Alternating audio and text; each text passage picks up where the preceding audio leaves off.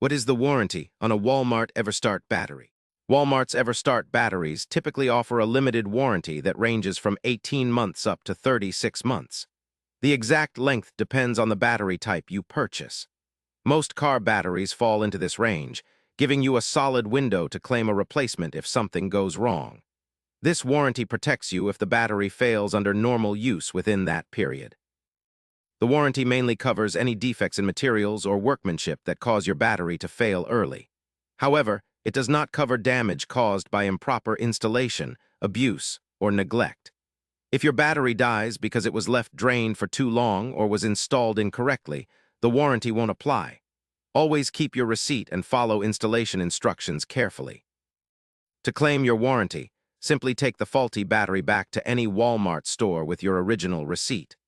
Walmart will usually exchange the battery or offer a refund depending on the situation.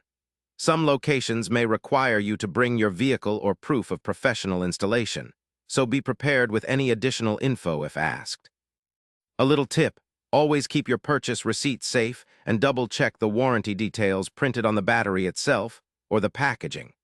Warranty terms can vary slightly by model and region, so knowing your battery's specific coverage helps avoid surprises when you need support.